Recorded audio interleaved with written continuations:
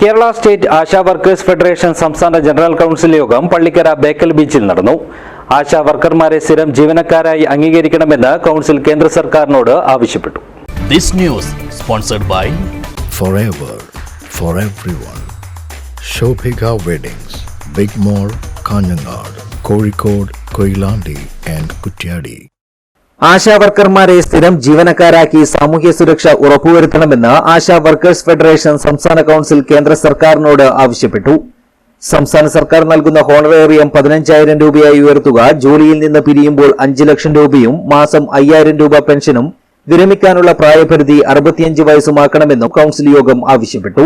പള്ളിക്കര ബേക്കൽ ബീച്ചിലെ ആനത്തലവട്ടം ആനന്ദൻ നഗറിൽ നടന്ന കൗൺസിൽ യോഗം CITU സംസ്ഥാന വൈസ് പ്രസിഡന്റ് CS സുജാത ഉദ്ഘാടനം ചെയ്തു. പാർലമെന്റിന് മുമ്പിൽ നമ്മൾ നടത്തിയിട്ടുള്ള സമരം, അതിശക്തമായിട്ടുള്ള സമരം നമ്മൾ നടത്തി. ഭരിക്കുന്ന ഏത് ഗവൺമെന്റ് ആയാലും ആ ഗവൺമെന്റ് നമുക്ക് കുറച്ചൊരു പരിഗണന തരണമെന്ന് ആവശ്യപ്പെട്ടുകൊണ്ട് നമ്മൾ സെക്രട്ടേറിയറ്റിന്റെ മുമ്പിൽ സമരം നടത്തി, നിയമസഭയുടെ മുമ്പിൽ നമ്മൾ സമരം നടത്തി.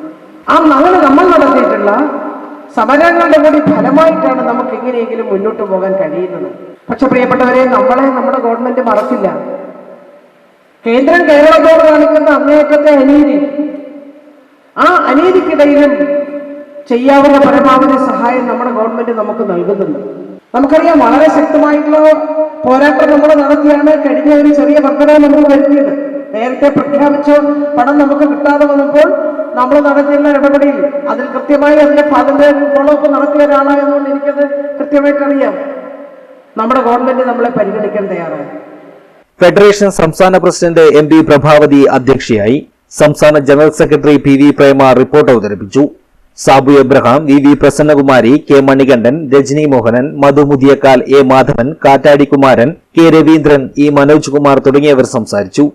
സംഘാടക സമിതി ചെയർമാൻ P മണിമോഹനൻ സ്വാഗതവും ജനറൽ കൺവീനർ E രമണി നന്ദിയും പറഞ്ഞു. News bureau, Uduma.